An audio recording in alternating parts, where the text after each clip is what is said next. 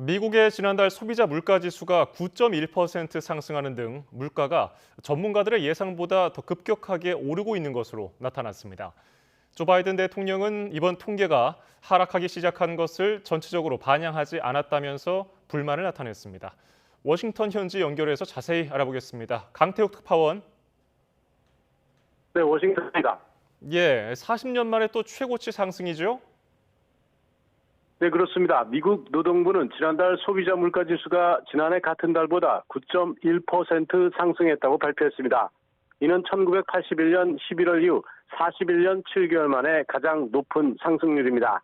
또 1981년 12월 이후 최대 상승률을 기록했던 지난 5월에 8.6%를 뛰어넘은 것입니다.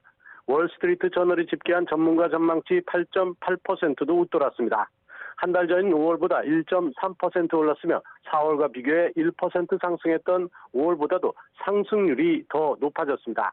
변동성이 큰 에너지와 식품을 제외한 근원 소비자 물가지수는 지난해 6월보다 5.9% 상승했습니다.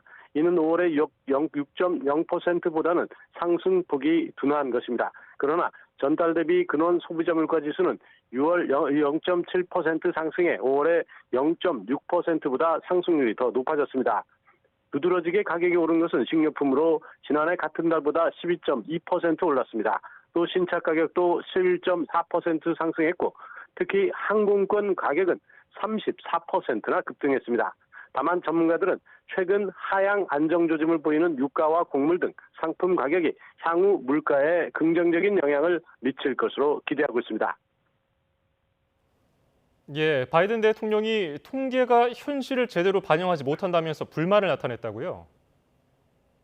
네, 조 바이든 미국 대통령은 이번 발표를 받아들이기 어려울 정도로 높고 구닥다리 통계라고 비난했습니다. 그러면서 6월 중순 이후 주유소에서 약 40센트까지 가격이 내려갔던 거의 30일간의 유가 하락분을 반영하지 않았다고 지적했습니다. 또 밀과 같은 다른 상품은 이 보고서 이후 급격히 가격이 하락해왔다고 덧붙였습니다. 바이든 대통령은 다만 중요한 것은 경제학자들이 연간 근원 인플레라고 부르는 게 3개월 연속 하락했다는 점이라며 6% 아래로 떨어진 것은 지난해 이후 처음이라고 강조했습니다.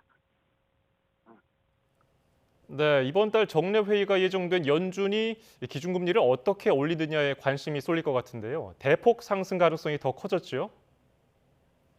네, 연준은 지난 5월과 6월 정례 회의에서 이른바 빅스텝과 자이언트 스텝 모두를 단행했습니다. 하지만 소비자 물가지수에서 보듯이 아직 뚜렷한 효과가 나타나지 않고 있습니다.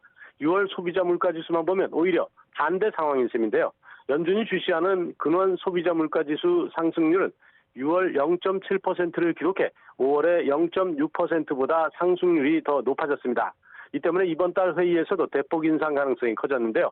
0.75%포인트 인상의 자이언트 스텝이 또 단행될 것이라는 관측이 유력해지고 있습니다. 지금까지 워싱턴에서 YTN 강태욱입니다.